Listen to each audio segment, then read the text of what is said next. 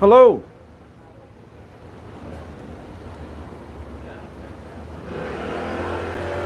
Looks like we have a few people on. How's everybody doing? Welcome to Dublin, folks. This is Dave, your guide here in Dublin. We're going to show you around the oldest neighbourhood of Dublin, known as the Liberties. Catherine, how are you? Anybody else on can say hello as well. That way I know there's some action. Wendy, how you doing, Wendy? Good to see you. Of course, Wendy was here in Dublin last October 2023. And she came around for a walk around the city of Dublin with me. I don't think we went to the Brazen Head, did we? Wendy? Don't think so. But we went to lots of areas around Dublin. Dublin Castle and St. Patrick's Cathedral and what have you. It's good. Martin, how you doing, Martin from Canada? Good to see you. Sarah, how are you? Welcome. Hope you're all doing well. Welcome to the Liberties here in Dublin, the oldest neighbourhood. We're here at the Brazen Head pub, which is the oldest pub in Dublin. Here's the sign right here. It dates back to 1198, so extremely old pub. Looks like there's a few more just joined us. Hello everybody, hope you're all doing well. Welcome to Dublin here. If you'd like to say hello in the chat, do so. That way I know you're all on and I can say hello to you. And as I say, we're here at the Brazen Head pub, right here in the Liberties, Dublin, Dublin's oldest community. Helene, how are you? Good to see you. The Brazen Head right here. It says Ireland's oldest pub, but that is not true. It's Dublin's oldest pub. There is. Suzanne, how are you? Good to see you. Hope you're doing well. Suzanne, of course, is coming over here in March, before Paddy's Day. I think around the 15th of March or so. And she's staying for a week, I think. Diane, how are you? Good to see you. So we're here outside the Brazen Head, folks. Dublin's oldest pub, not Ireland's oldest pub as it says right here, but it does date back to 1198. The oldest pub in Ireland, of course, is Sean's Bar in Athlone, the town of Athlone, which is right in smack in the middle of the country in County Westmeath. And Sean's Bar dates back to the year 900, so it's over like 1300 years old. The oldest bar, they say, in the whole entire world. Alan just joined us. Good to see you, Alan. How are you? Alan was on a course last night. Diane was on last night for the music as well. I think Colleen was on for the music last night at Darky Kelly's. Sarah was as well. And I think Catherine was as well. It was a great night of music last night. Roger, how are you? Good to see you. Welcome here to Dublin, the Liberties. We're outside the Brazen Head pub, inside the oldest pub in Dublin, dating back to 1198. Let me just show you here the courtyard for a little bit of the Brazen Head. It's very much a tourist bar, but you do get a lot of locals coming in here as well. See, once again, false advertising. Ireland's oldest pub. It's Dublin's oldest pub. But, you know, I guess they're trying to get the clientele in here, so they say Ireland's oldest pub. Dublin's oldest pub, though, for sure, by a long way, 1198. It was frequented by a lot of rebels, a lot of Robert Emmet, actually. He started the 1803 revolution.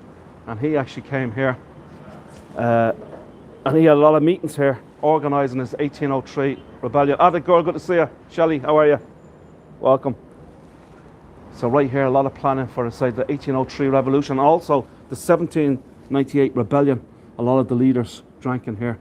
They actually had rooms here. Not anymore. There's no accommodation here anymore, but they used to be back then, where people would actually stay here. The revolutionaries, Irish revolutionaries, planned their wars against Britain right here at this pub, the Brazen Head. Just show you some of the posters here. We're only 4,089 kilometres from the North Pole. There you go. And 98 metres from the Liffey. On the signpost there. A local brewery company there, the Rye River. Best Irish coffee, Dublin's best Irish coffee. And Crean, this is Crean's Irish bar. Tom Crean was an explorer. Tom Crean was an explorer. He was actually with, what's his name, Shackleton. Went to the North Pole, the South Pole, whatever it was.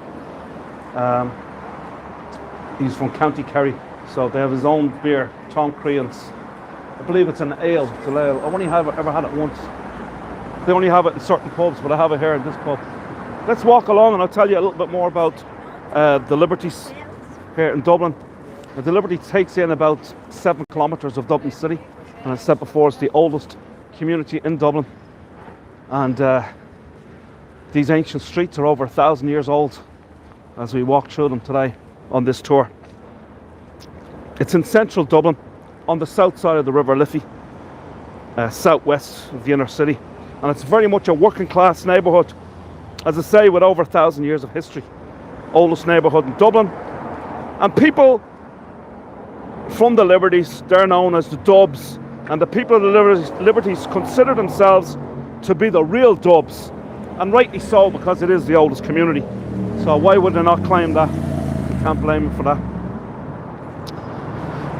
So walking along the Liberties, you'll see 2 cathedrals, which we're not going to today. I do that in my ancient Dublin tour, St. Patrick's Cathedral and Christ Church Cathedral. But there's also lots of other ancient churches. We're going to actually go into one of these churches today, and it's very, very impressive.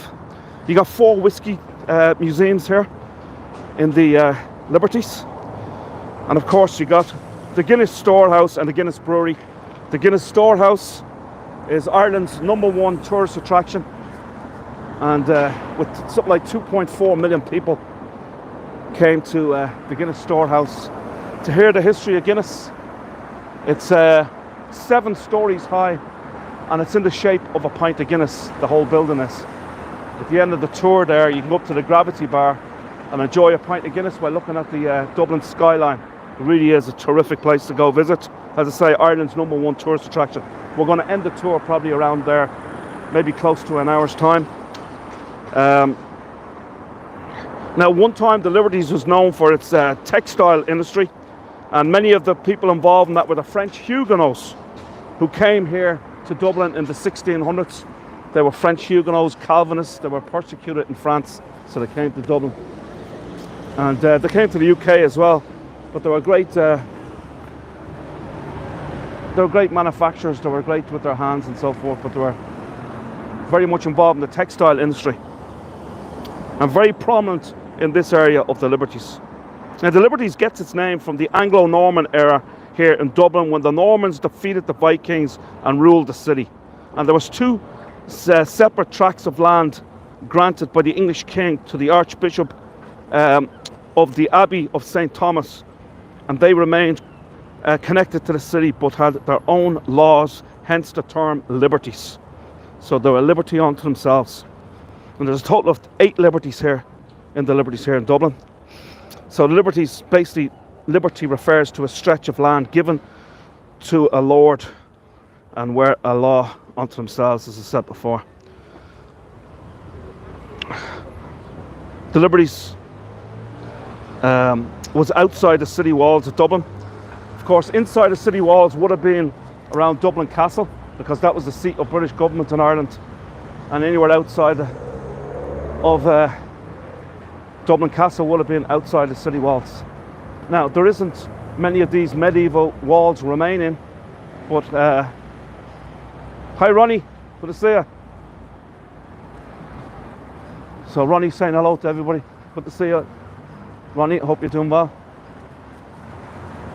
So this is the back of St. Audoen's Church. I'll tell you a little bit about that when we get around it, but I want to show you the wall right here. If you see, this is one of the last remaining old city walls here in Dublin, and leading into St. Audoen's Church. We're going to go up to St. Audoen's Church in just a minute. I have to cross the road first. You'll see some city walls outside of Dublin Castle as well. But as I said before, the city walls, they be dating back to the time of the Normans. And the Normans first came here to Dublin in around the year 1169, 1170. So you're talking about nearly 1,000 years ago, or more than 1,000 years ago. So, long time ago. Well, what is it, 900 and something years ago. Not quite 1,000 years ago. But this is one of the entrances. There's a little park here as well, leading up to St. Audoen's Church. Now, quite remarkably, there is two St. Audoen's churches here. One is a Protestant one and one is a Catholic church. So it's what's really strange here in the Liberties, which we're going to show you a little later on. There is two St. Audoen's churches, there's two St. James's churches, and there's two St. Catherine's churches. And one of them is a Protestant and one of them is a Catholic in each one.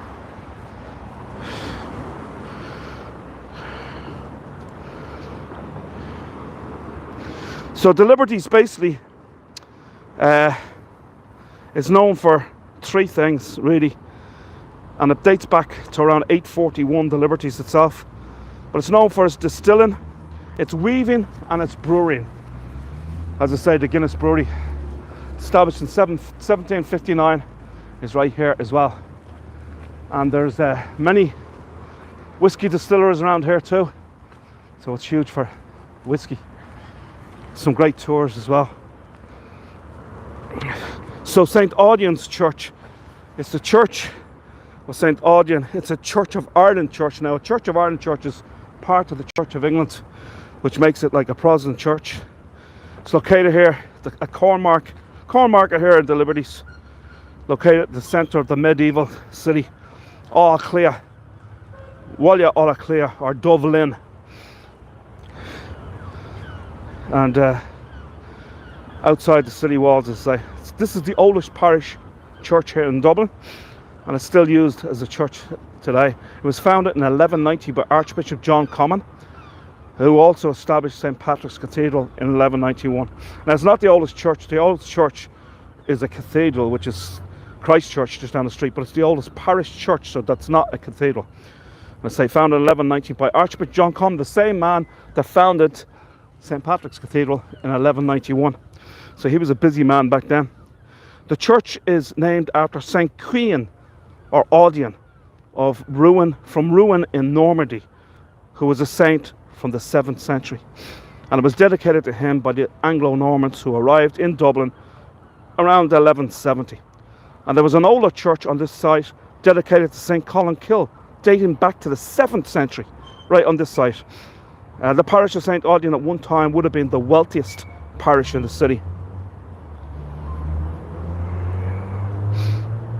The wall that I showed you was the longest section remaining of the city walls in Dublin, the one that I just showed you back then. So there isn't too many ancient walls remaining, and that original wall was built in 1240. There's also a free museum in here to tell you the story and the history of St. Audoen's Church. As I say, Church of Ireland, which would be part of the Church of England. I'll show you right here.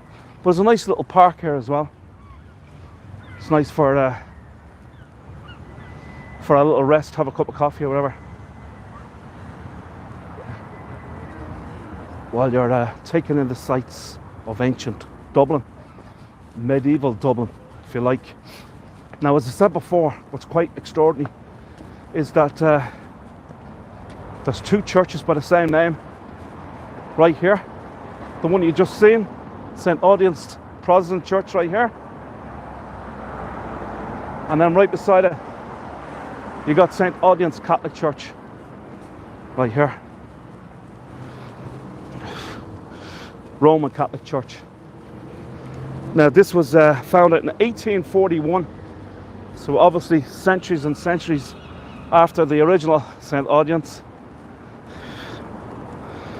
It's completed in 1847, and this church, it's in the Greek Revival style, frequented today by the Polish community, and where Mass is said in the Polish language. It's home to the Polish chaplaincy in Ireland, and this is it. Let me just show it to you. This area of Dublin is known as Cornmarket. We're on High Street here in Dublin, one of the oldest streets. It's either the first or second oldest street in Dublin, High Street. And there it is. So, as I say, the parish here is home to the Polish chaplaincy in Ireland. Now, I mentioned before on some tours about who the largest immigrant community in Ireland was. Hi Ashwit, how are you? Yeah, very pretty church. So I mentioned before, I actually made a mistake in my early tours on Hago, where I mentioned that the English were the largest immigrant community in Ireland, but they're not. They're the second most. The largest immigrant community in Ireland is the Polish. At one time there was over 200,000 Polish here in the 1990s, but about 70,000 went back home because the money they could earn here would go a hell of a long way in Poland, as things are far cheaper and less expensive in Poland. So many of them were able to set up businesses from just working in regular jobs here, and then also they could build their own homes as well, or buy a home in Poland, which would have been much cheaper than buying it here. Real estate here is just through the roof. It's so expensive. So let's move on, and we're going to make our way up through this community, as I say, known as the Liberties. Take one more look at the church right here, St. Audoen's.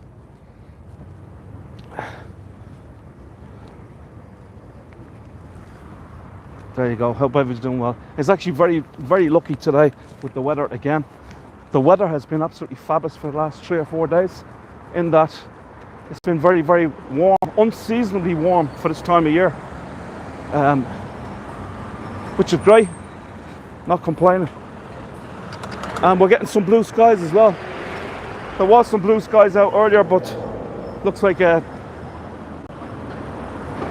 it's gone back in. It's getting cloudy. I hope it doesn't rain, but we've got to make the best of what we got. Let's see the chat right here. Please make it stay that way. Yeah. Oh yeah, Suzanne's coming over here in March, so she's hoping the weather will stay fine and stay warm. We never get really extreme temperatures here. It's never too hot, never too cold, which is really good.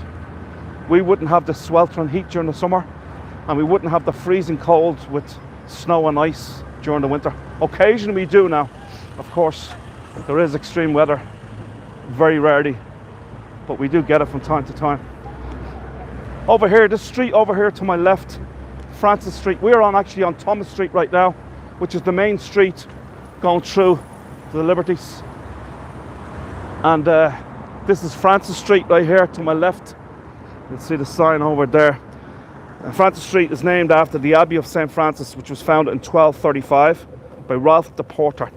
And today the Abbey is on the site of St. Nicholas of Myra Church. The street is known for its antique dealers in Dublin, for its antique shops. So all throughout this street, if you're into antiques, this is the place to go. Francis Street, down that street, there is just a plethora, a huge number of antique shops with selling all kinds of different artifacts and what have you, and some very high-end stuff as well as lower-end stuff. But it really is very interesting. I've done it before. I've walked into some of these antique shops.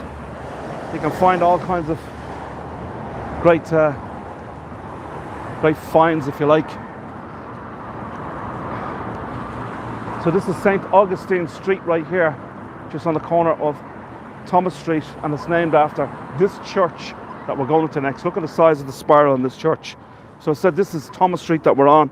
The street is named after the Abbey of St. Thomas. It was founded by William Fitz Audoen under the order of King Henry II in 1173. But we're going to go here to St. Augustine Church. I hope you're excited about it, because we're going to actually go into this church. I hope it's open. I hope it's not closed for some reason. Only a few more weeks. How are the spring flowers and trees doing? They're not in bloom yet, Suzanne, but they should be in a few weeks, I'd say. I can see the blossom trees starting to come out. The blossom season for blossom trees isn't very long, but I think it starts around the end of February, early March, up to maybe sometime in April. So have a look at the spire right here. This is, the Church of St. Augustine and St. John the Baptist, or St. John's Lane Church, because that's the street, the side street's called St. John's Lane, so others call it St. John's Lane Church. This church was built on a site where Alfred the Dane founded his hospital for the poor and dedicated it to John the Baptist in 1180. In 1259, the Augustinians arrived in the area and founded an abbey and flourished until the Reformation in 1538. The Reformation was a time when Henry VIII was here, where he disbanded all the Catholic churches and abbeys and monasteries, and all the clergy, the religious folk of Ireland, had to leave the country. And this is why you have so much Catholic influence, or monasteries, or organisations throughout the world, religious orders, Catholic religious orders, that originated here from Ireland. And then they took it overseas when they were banished, if you like, from Ireland by Henry VIII. So let's go inside here, folks, because this is a beautiful church. This is it right here, St. Augustine and St. John the Baptist Catholic Church. You can read it all there. Now, what's absolutely spectacular in here, folks, is the beautiful, beautiful sculptures. They're amazing, amazing sculptures. And I say this is the tallest spire in Dublin.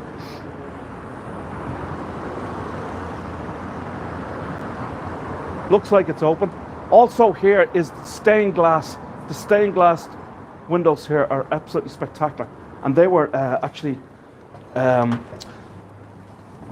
by Harry Clark. And Harry Clark, his studios were right next door to the church, Harry Clark. And he was Ireland's greatest ever stained glass artist. So you know that they were absolutely spectacular. Now many of his stained glass windows can be seen in many of the churches throughout the country. Let's go in. This is a spectacular church. It really is beautiful inside. I have to keep my voice down here, folks, because there's people there.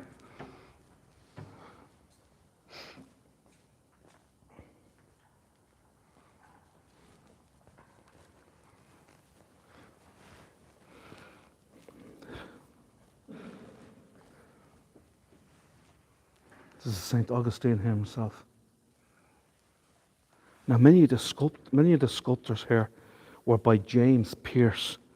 And James Pearce was the father of Padre Pearce, the leader of the 1916 Easter Rising. So he was a very prominent sculptor here in Dublin, and did many statues in many of the, or many sculptors, I should say, in the churches throughout Dublin.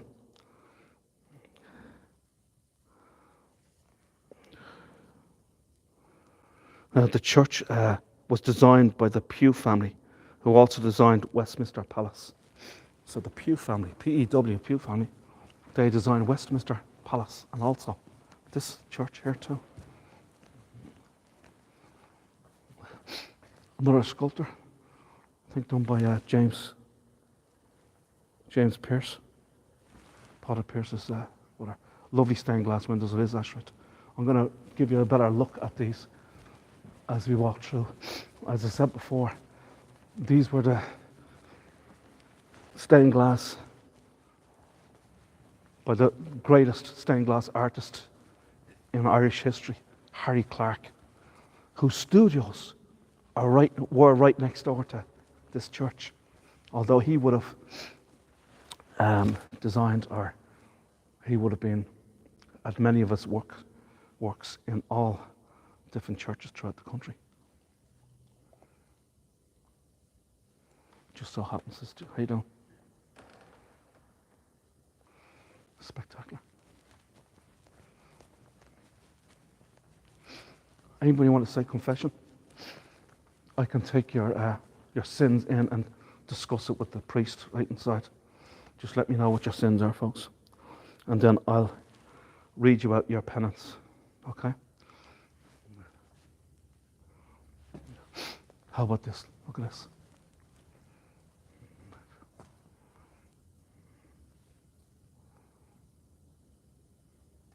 Spectacular.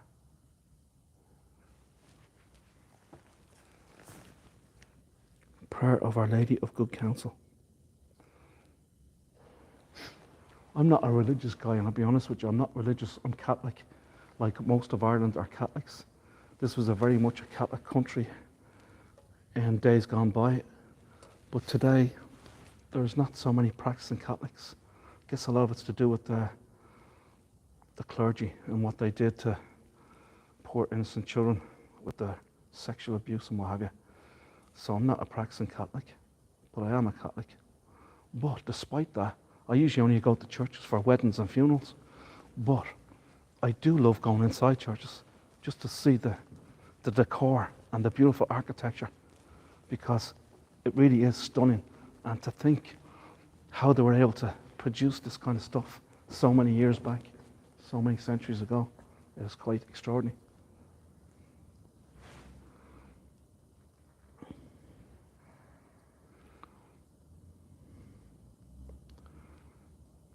Most of the structures that you see with the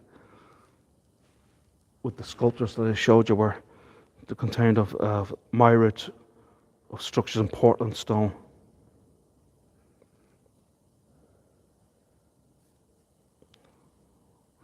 So this building right here was described as poetry in stone when it opened in 1895. And I say the bell tower and steeple are the tallest in the city at 200 feet. Let me see if there's any. You have to press a button to see the thing. The sin is being annoyed that my daughter invited her friend over at lunch when I told her after lunch was planning to feed on feeding other people's kids on a school day off. That's not a sin at all. Alright, girl. Shelley. I can't take that. That's not a serious enough sin there. We need some serious sins, folks. None of this petty sins. Well, I'll forgive you for them. We'll get the priest to forgive you for the major sins. Alrighty. Get the McDonald's coupons. There you go.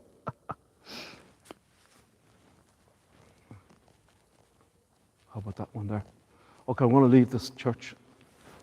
The Church of St. Augustine, St. John the Baptist, right here in the heart of Dublin City, in Thomas Street, not far from the Guinness Brewery. If you're walking through this area, if you're ever in Dublin, it's, as I say, it is one of the most, it's probably, well, it is the most historic area of Dublin in terms of how old it is, how ancient it is. Over here, this red brick building you see across the road, this is one of the great comedy venues or musical venues here in Dublin. It's Vicar Street, it's known as a great music venue. Chieftains and all, the Furies have all performed here. Many comedians and travel comedians from across the world have performed here as well. A wide range of different acts. Major recording artists have performed here, including Bob Dylan in 2000, Neil Young in 2003, Adele in 2008, Paul Simon and Ed Sheeran in 2011, Lana Del Rey in 2013. And it only seats 1,050 people, but you can have 1,500 people standing.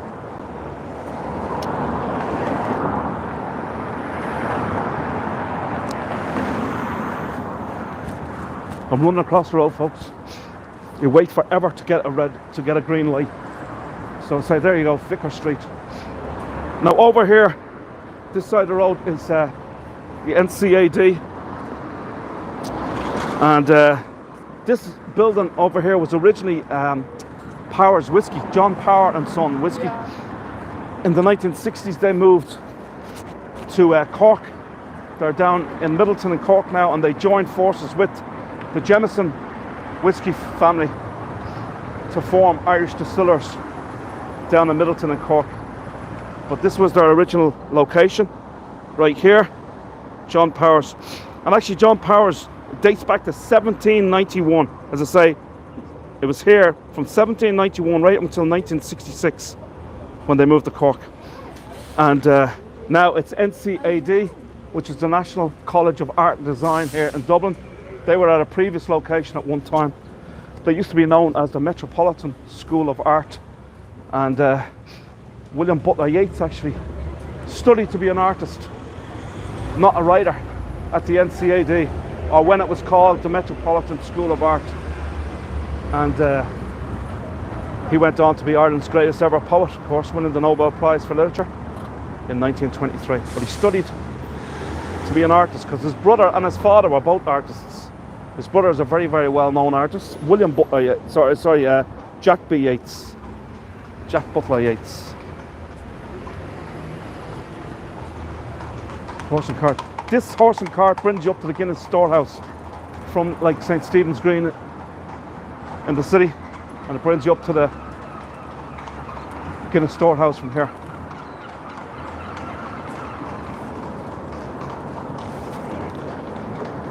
I'm going to bring you next to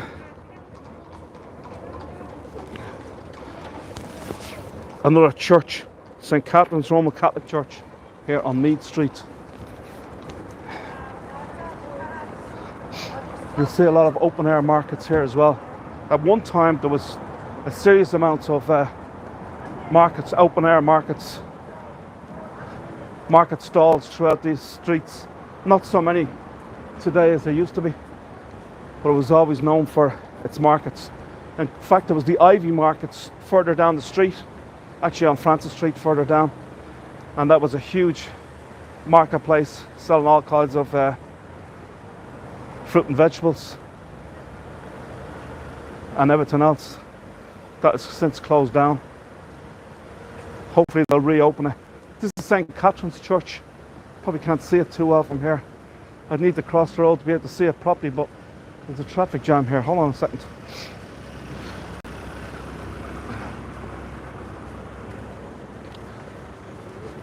So this is St. Catherine's Church right here. And this is a Roman Catholic church. The original church here was built in 1782, but was replaced by the current larger church that you see here today in 1829. And it's in the Gothic construction. And it was built with the assistance of John Power, the whiskey distiller that I just talked to you about, that was the owner of the Powers Distillery there on Thomas Street.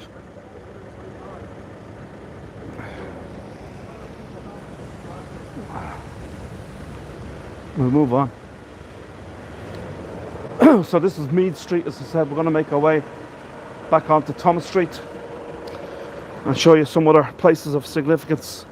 Now that's the first of the St. Catherine's Church. A little earlier I showed you two St. Audoen's Church, one a Church of Ireland like a Protestant church, and the other Catholic church, both named St. Audoen's. So that's St. Catherine's Catholic Church right there on Mead Street, and we turn the corner here onto Thomas Street, and just up a little bit you will see St. Catherine's Protestant Church. So Catholic and Protestant church of the same name. So see, you got some open air markets right here. As I say, this is nothing compared to what it used to be. It used to be far more street markets here. Of course, the big street market in Dublin is Moore Street, and you may be familiar with that. I did a tour of Moore Street. It's where all the Dublin traders were once upon a time. It's a famous bakery right here, Mannion's Bakery. Great breakfast in there, and fresh bread baked on site.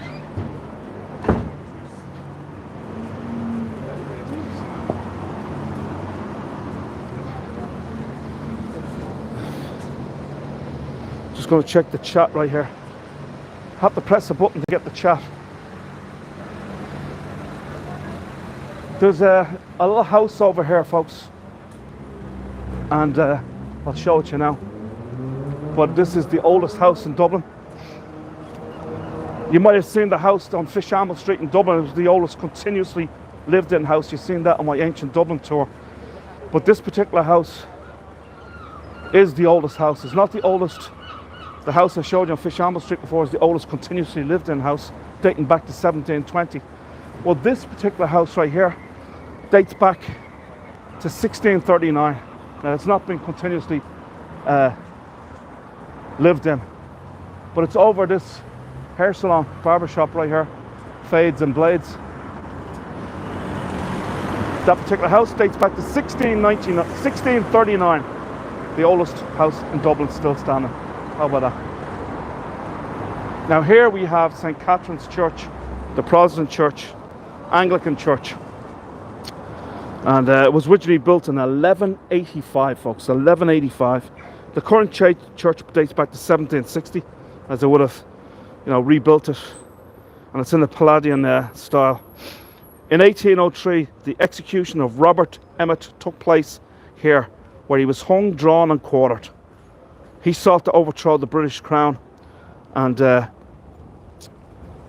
Protestant ascendancy here in Ireland, and his aim was to establish a national representative government. He was the leader of the 1803 revolution, and he was only 25 years old. The last person in Ireland to be hung, drawn and quartered.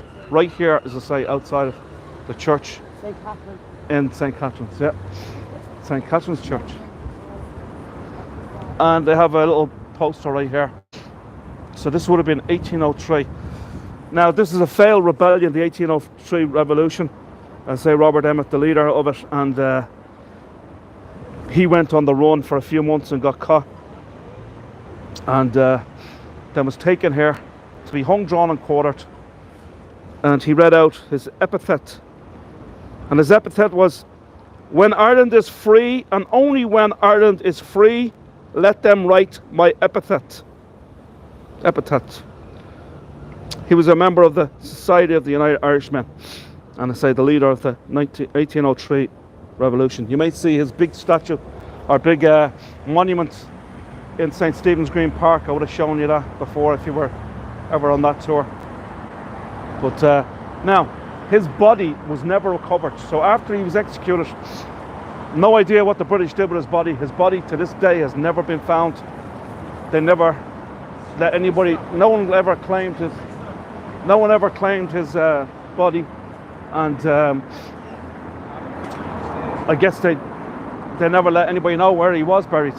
This is Arthur's Bar right here, named after, obviously, Arthur Guinness, the founder of the Guinness Brewery, who founded the Guinness Brewery in 1759. This is a fabulous bar. It's a famous jazz bar here in Dublin, named after, say, Arthur Guinness. It's been a pub for over 200 years, and inside they light a real turf fire every day. Now this is one of the few pubs in Dublin that does not have a TV. As they say, it would interfere with the relaxed ambience, conversation and banter. So there you go, Arthur's Bar, named after Arthur Guinness. Let's move on further up on the street. You got the digital hub is over here, and it's a leading cluster of technology and digital media companies in Ireland, just up the street, mostly over to my right.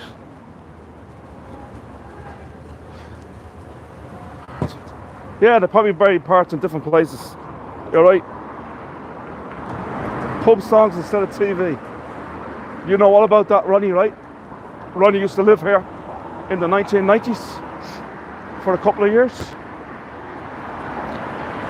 So you know the Dublin pub scene pretty well, I'm sure, which is very active. A lot of pubs in Dublin are music pubs, where you can listen to all kinds of musical genre, from traditional Irish folk and ballad music, and there is even some jazz and blues bars as well. So it's pretty diverse as regards music. And then of course you just have your regular rock music bars as well. So a large variety.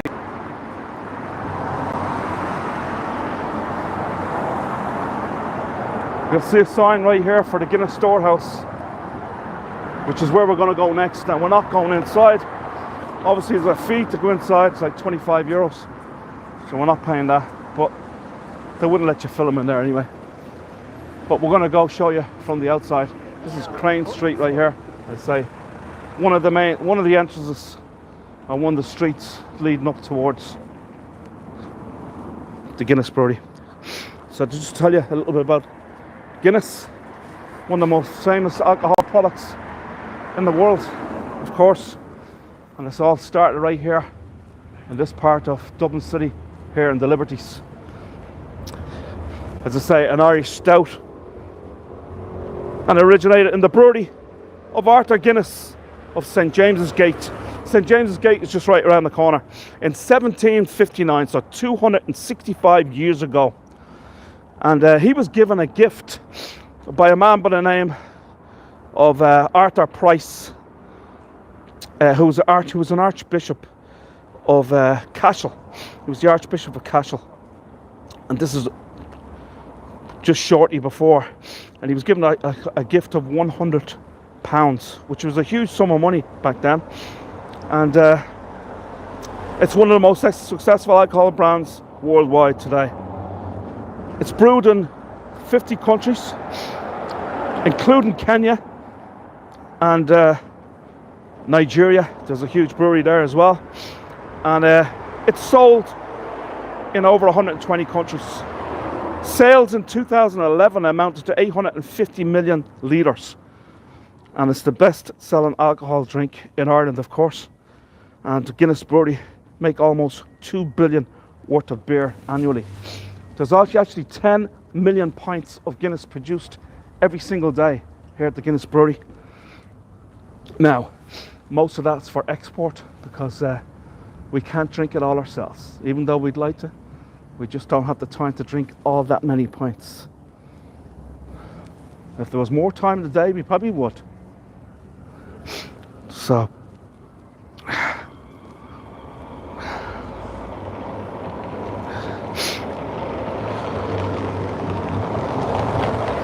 the Guinness Brewery Company would have been the very best place to work for an Irish person, obviously especially during the 1800s, and even was established in the 1700s, all the way through to, good portion of the 1900s, as they were very good to their workers. They even set up housing, affordable housing for their workers as well, and they paid them very, very well. And you also got every day, or was either once every day or every week, you were allowed to bring home some beer. So they give you free beer as well, free Guinness. Now, Arthur Guinness in 1759, he signed a 9,000-year lease for 4 acres of land, which is today over 50 acres today. But back then, as I say, it was 4 acres. Its first export was in 1769 to Great Britain, and when it shipped 6.5 barrels. And in 1886, Guinness became a public company, averaging sales of 1.38 million barrels a year. Today, Guinness produces, say, 10 million pints of Guinness every single day.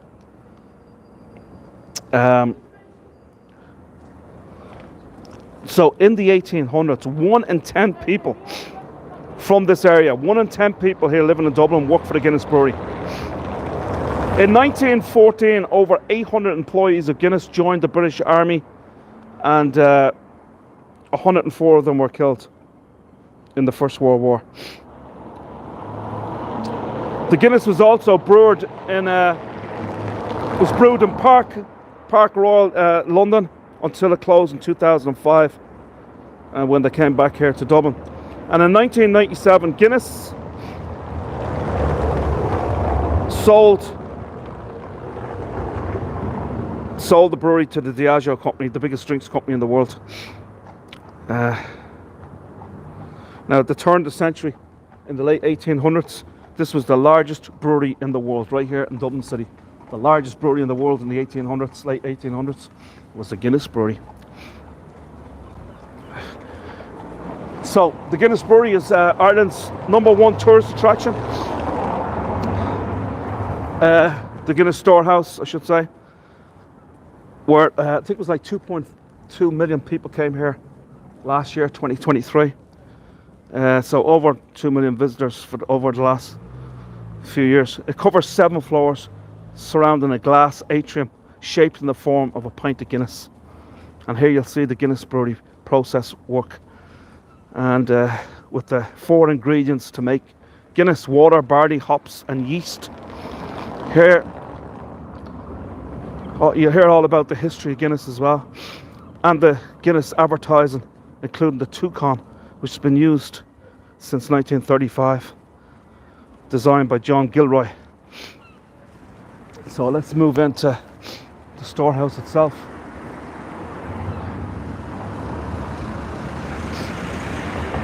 Of course, Guinness use the harp logo on all their Guinness brands, on their Guinness glass and the Guinness bottles. And the harp is the national emblem of Ireland, known after Brian Boru harp. But Guinness, in order to use the national symbol, had to turn the harp around the other way, as it's mostly the harp, the strings are facing to the left. The original harp, the strings are facing the other way, to the right. And that's why they were able to use that as their logo, the Guinness, or sorry, the harp. Suzanne says you're not missing much by going in. I like it. I love it. I think it's very, very impressive. It's very well done. I've brought loads and loads of tourists here, and most of the time I get a chance to go in with them. If the company pays for me, also some of the companies pay for me to go in with the tour group. I always find it great. I love it. And then of course you get a pint of Guinness at the end of the tour in the gravity bar on the 7th floor, where you get a chance to see the Dublin skyline. There's some great yeah, and also not only that, Ronnie, but they also built the Ivy Trust buildings, or the Guinness Trust buildings if you like, throughout Dublin City, and for the working class people of Dublin at very, very affordable rent. So they gave a lot back to the city. They also bought St. Stephen's Green Park from the key holders, from the residents of St. Stephen's Green, which is the largest city park in Dublin City, 22.5 acres, an absolutely beautiful park.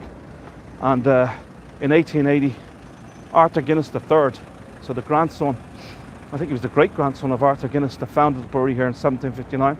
He bought it from the residents, or the leaseholders, key holders if you like, of St. Stephen's Green Square, and opened up to the public in 1880 for the people. So they're very much givers. They gave back. They also owned the Ivy Gardens in Dublin as well, and that was their back garden, because they lived on St. Stephen's Green, the Guinness family, and they had a huge big house called Ivy House. In the back was Ivy Gardens, and they also willed that to the people of Dublin during the could have been the 1950s or so. They gave it to the people of Dublin. Lovely horse and cart. This is your frequent transportation up to Guinness Brewery from St. Stephen's Green. These horses are all along St. Stephen's Green on the square, and they take you right up here. I think it's like, it depends how many people are on it. I think it's about it's 30 euros, I think, but it could be up to like 50 euros or whatever. But it's well worth it. It's a great form of transport to be able to see the city as you go on the horse and cart, or the carriage if you like. Here's Guinness Storehouse right here. I'm going to give you a show to you from a different angle. Now this place, as I said before, is just absolutely mobbed all year round. You can look at it right now. We're in the winter. We're in, what is it? It's February, and yet there's still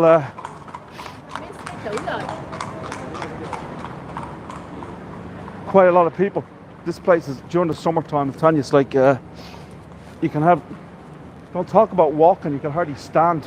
There's so many people here. Here's the 7 floors. And at the very, very top, you might see the top of it. Well, actually, I'll show it you from a different angle. The top of it is the gravity bar, where if you come here on the tour, it's usually a self-guided tour, but at the end of the tour, when you get to the top floor, the 7th floor, you get a free pint of Guinness. You can enjoy your pint while overlooking the lovely skyline of Dublin.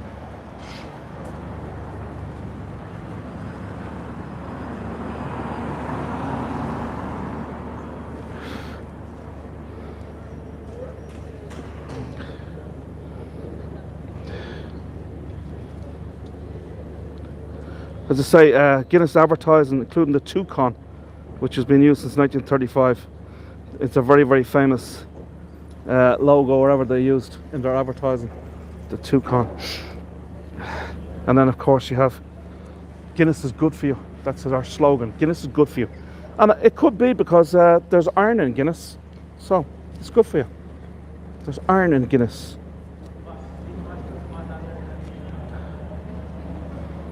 Yeah.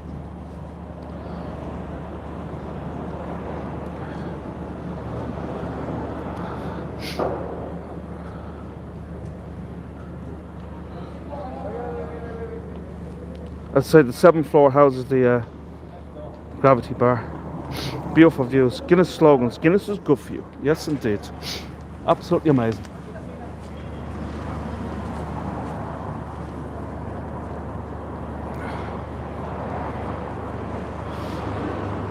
I prefer an Irish coffee, but admire Guinness.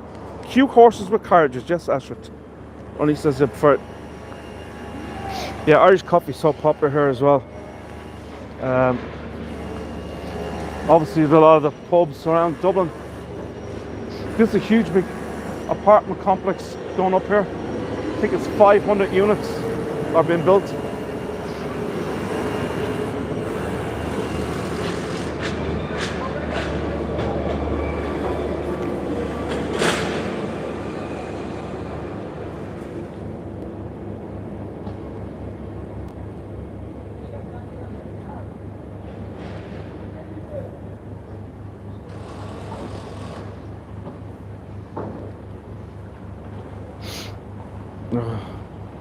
Find your way.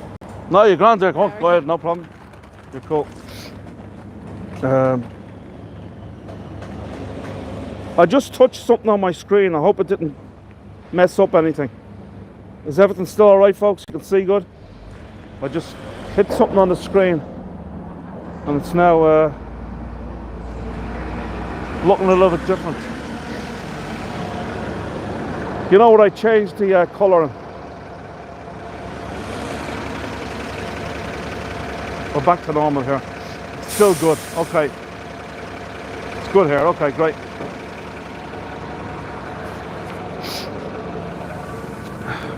So I'm sure you've all heard of, there's Arthur Guinness himself, who founded the brewery here, as I say, in 1759.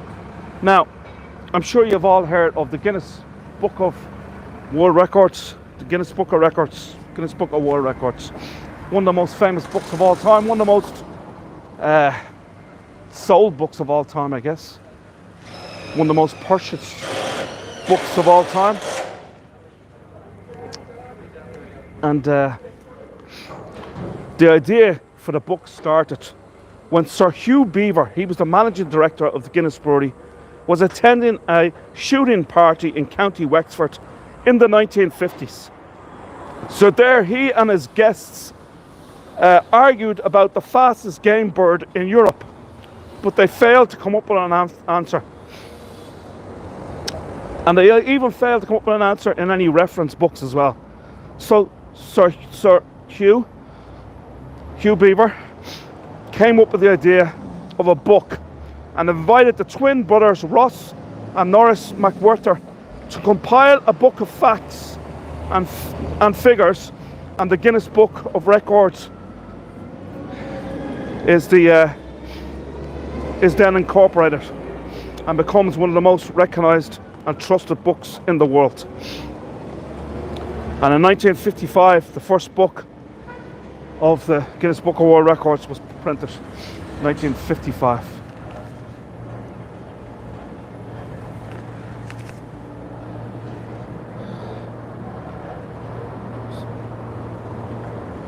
There you go. Looked sepia coloured before. Looks like an old-time movie.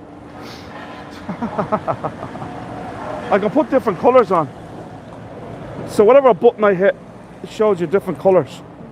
Colour right here, different colour. There's another colour.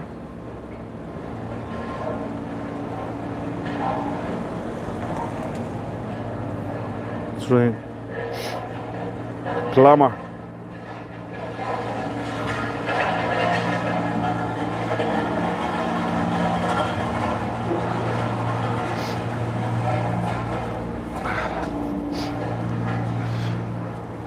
This is Harkin's pub right here. This part of the city is a little bit poorer than most parts of the city. It's very much working class area of Dublin. So this is like a local bar called Harkin's here. And the pints of Guinness in here are only, I think, like €5.50 or something. Whereas if you're in the heart of Dublin City or on Grafton Street, it costs you like nearly €7 for a pint of Guinness. But here, no. It's only around €5.50, so it's a good euro less. And actually, Brendan Behan, he drank in many pubs around Dublin. The great Irish writer, Dublin writer, Brendan Behan, used to drink around Dublin, and it's here that he had in 1964 that he collapsed here at the bar, and a few days later he passed away. So that's the bar that he collapsed in, Harkin's, right here in the Liberties. I can't even get back to where I was with this screen thing. Oh, there we go.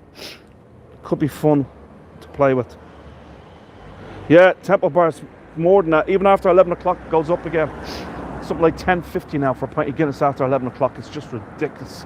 It's crazy expensive. Dublin is really, really expensive city. For everything, really.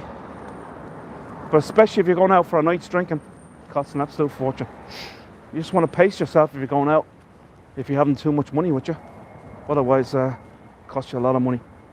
So here is, remember I mentioned we had two St. Catherine's churches, one Protestant, one Catholic, two St. Audoen churches, one is Catholic and one is Protestant. Well, here's St. James's Church, and this one is Catholic Church. But just up the street, you have St. James's Protestant Church. So there you go, St. Catholics, St. James's Church. 1852 dates back to. Well, it says established in 1724.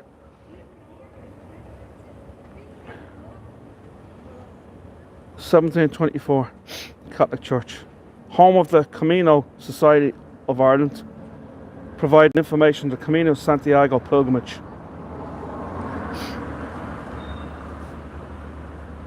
There you go.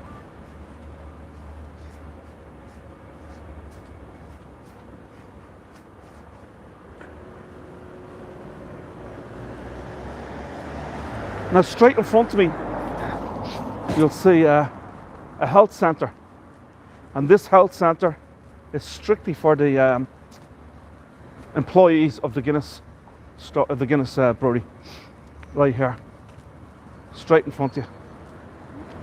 Companies like the Guinness, as I said before, they very much look after their employees and have done for generations, including great health insurance. So this is strictly for Guinness right here.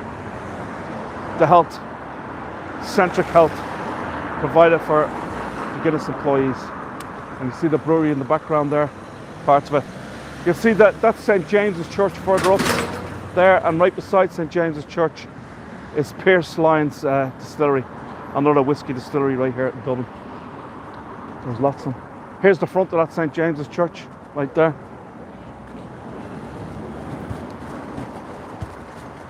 I've got to run across the road.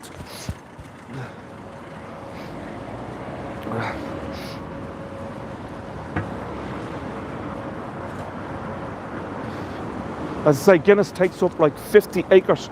Much of it is around this part of James's Street and along by the River Liffey. But as I said before, it's not owned by the Guinness family anymore. They sold out in 1997 to Diageo, the biggest drinks company in the world.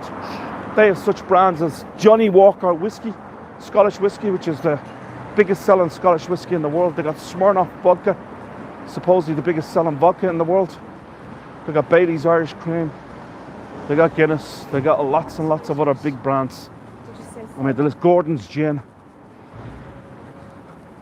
I mean, the list goes on of the brands that they have. This is the Guinness Open Gate Brewery right here. This is not like the real brewery, but the Guinness Open Gate Brewery. What it is Guinness are testing new drinks all the time. They have the money I mean, they're such a wealthy company, so they try out new beers all the time, different craft beers and what have you. And you can come here to the open gate right here to sample the new beers that Guinness are coming out with. I've been at it several times before. It's really good. So for like 15 euros, you'll get 5 different beers to taste. So you get 5 beers for 15 euros. And they got so much money they can test all these new brands and see what works and what doesn't. They can play around with it a lot, which is great. Baileys, yeah. Oh, the list goes on. I mean, there's so many other brands that the Diageo has. Diageo are from the UK, but it's just like here. A lot of the bars in Dublin, which at one time would have been all independent bars, today a lot of them are owned by groups. There's one fella, Louis Fitzgerald, and he owns 20 pubs in Dublin City. So there's a lot of them are all becoming part of groups instead of being individually owned. And it's the same with all these drinks companies and what have you. They're not independently owned anymore. Here's another whiskey museum. This is Rowan Company. Now, Rowan Company started in the early 1700s, around the same time as the Guinness Brewery. Rowan Company started distilling whiskey, and for about 100 years. And then this guy, John Rowe, who owned the company, he heavily invested in the repairs to Christ Church Cathedral in the 1700s, and he spent something like £20,000, which is just a humongous amount of money in them days. And or it could have been £200,000. I don't know, it was something incredible, huge amount of money. And then business slowed on him, so he lost everything. So this Rowan Company was closed for over 100 years until Diageo bought it and brought it back to its splendour, because it was still here on the same location and there was nothing really built on the site of the old Rowan Company. So 100 years later, now they're owned by Guinness, and that is a museum right there, the Rowan Company. But the whiskey itself was first produced by John Rowan Company in the early to mid 1700s, around the mid 1700s. So it's a very, very old whiskey. So this is the main gate right here. This is where it all started. Here, Guinness. This is the old entrance to the brewery. And as I say, this is where it all started. Right here on James Street in the Liberties. Guinness. So flash away, take this photograph, because this is where it's at. This is where it all started in 1759. Right here through these gates, where they started producing and brewing the famous Guinness Stout, which became one of the most iconic brands across the world, and of course Ireland's biggest brand. And as I say, in the 1800s, the biggest brewery in the whole entire world, right here in the late 1800s, largest brewery in the whole entire world, Guinness. As you can see, 1759 to 2024. Folks, that's all I got for you on today's tour. I hope you enjoyed it. Hope you learned a little bit about the history of Guinness and the Liberties itself. And I have in the description of the tour here my buy me a coffee link. I'd very much appreciate it if you could buy me a coffee, because I love coffee, and I might even have a couple of biscuits or cookies to go with the coffee. So the more buy me a coffees you can buy me, the more biscuits or cookies you're going to have with my coffee, and I'd really appreciate that. And also I have my link to PayPal on there as well, so if you wish to send me a nice little donation there, I'd really appreciate it, on my PayPal account or on my buy me a coffee account. Also, if you haven't already, I'd very much appreciate it if you haven't already subscribed to my channel, to please subscribe to it. I'd very much appreciate that. Thanks a lot, Ronnie. Thanks, Diane. Thanks, Terry. Sorry we missed you yesterday, Terry, with the live event, Dark and Kelly's, but I guess you got a chance to see it later on the rerun. Also, folks, all of these tours on this platform of YouTube are recorded, so you can watch them a little later at a later time, or if you have any friends or family that are interested in coming to Ireland and want to know a little bit about the history of Dublin and Ireland, you could send them my link and they can watch some of my tours. I think I got like 189. This could be the 190th tour that I have on here. Or they're not all tours. Some of them are very short, but some of them are full-length tours lasting about an hour. Others are just clips of 2 minutes and 5 minutes and half hour and stuff like that. But all told is about 190. So if you want to send them on, they can look through it, and they can also subscribe to my channel, which is something that I'd very much appreciate you guys doing. If you haven't already subscribed to my channel, please do so. This is pretty unique. It's a container, a coffee shop, but it's actually an old container. They turned it into a coffee shop. I think it's great.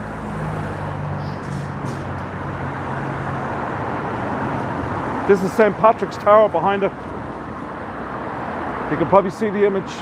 If I could get closer and zoom in, you can see the image of St. Patrick on top of this tower.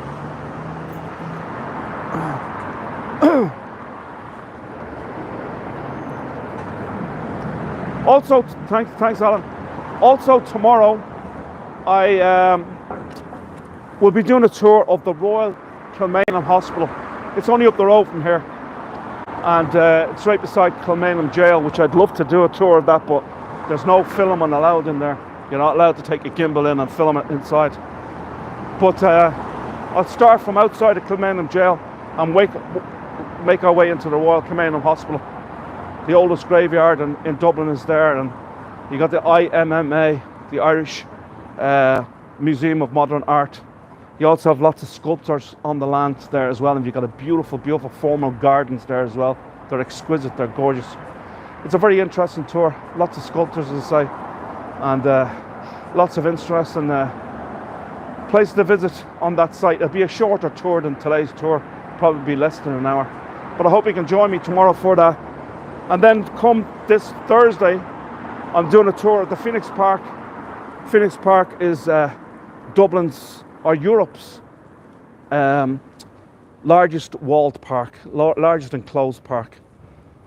It takes in 1,750 acres. So it's gigantic, it's massive. It even has a Dublin Zoo on there as well. So I hope you can join me for that. And then on this Friday I have Ballsbridge. Ballsbridge is Dublin's most exclusive address. It's a lovely, lovely neighbourhood. $1 million homes. The American embassy is there. It's actually home to, I think, 18 of the world's embassies. So it's all prime real estate. Nice area. Some great stories to be told. Also, there's a lovely park called Herbert Park. So we'll actually go into Herbert Park as well and show you some of the wildlife and the pond and some of the trees there. Some of the trees there are the oldest trees in the country. So that's all I got for you, folks. Hope you enjoyed the tour today. Thank you so much for coming on, and we will see you hopefully tomorrow. And as I said before, if you can afford to leave a donation, I'd very much appreciate that. And if you could please subscribe to my channel, I'd appreciate that also. That'd be great. Thank you so much. So I'll leave you, folks. Slán leatach is correct, Mila Mahagut. Take care, folks. Have a great day. Thank you.